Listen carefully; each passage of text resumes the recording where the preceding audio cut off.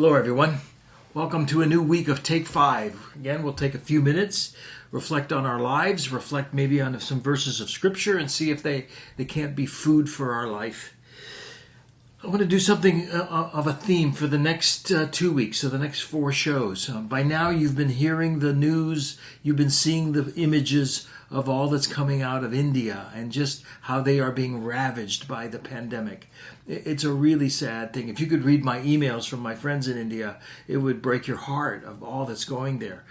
We read of people that are dying, waiting in line to get to the hospital. They have no oxygen. And in many ways, it's a real paradox because India is so advanced in some ways that I believe they've made more vaccines. Their factories have made more vaccines than any other nation in the world. And yet, the inability to curb this pandemic is just ravaging the country. It's very, very sad.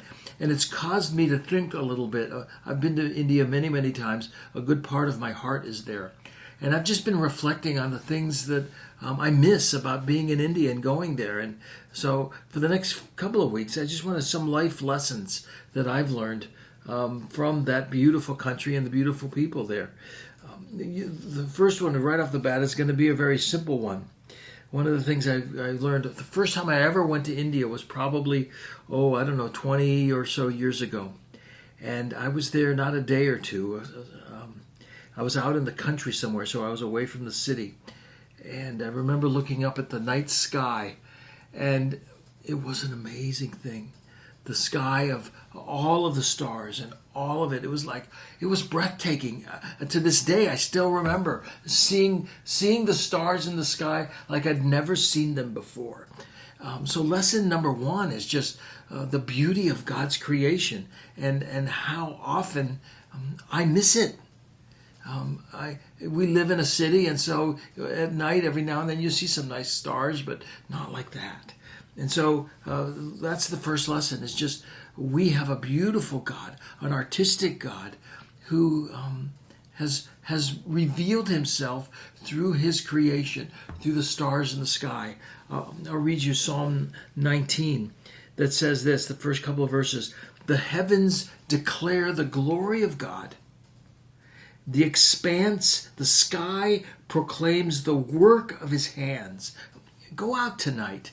And maybe you live in the city and it'll be hard.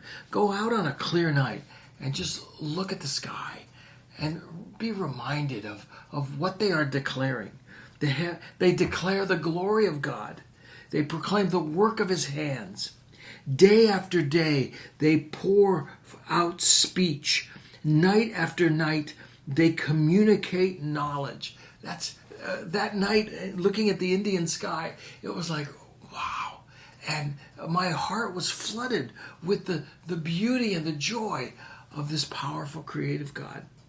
There's no speech. There are no words. Their voice is not heard. Their message has gone out to all of creation, and their words to the ends of the world. So I guess as I reflect on this first lesson that I remember so vividly when I went to India for the first time, as looking at the night sky, on a regular basis, why don't we see this? Why don't we see the beauty, the glory of God's creation? It says that there is no speech, there are no words, their voice is not heard. Everywhere their message has gone out to the end of the earth. Why don't we hear it? And I guess it's just a reminder for all of us today of the noise pollution that we have, just like the light pollution of the city. It is what it is. We live in a modern day. But the light pollution and the noise pollution, sometimes you got to break away from that and just look at the beauty of God's creation and say, wow. I sort of think there would be fewer atheists in the world if we were able to look at the sky and just see everything that God has made.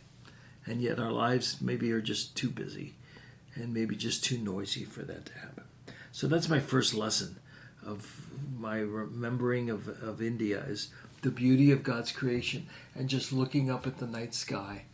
And that sovereign God who created everything, I believe, is still looking over that nation like he's looking over ours. and he cares and his heart breaks, I believe, about all that's going on with the pandemic there. We're going to continue that as well. By the way, if you want to help, it's one thing to say poor them, but we can help. I'm connected with an organization called the Dignity Freedom Network. If you'd go to dfnusa.org /COVID response, if you want to help those in India, you could go there as well. dfnusa.org COVID response. Anyway, we're going to continue my reflections on India and lessons I've learned in the days to come. Have a great Tuesday. We'll see you.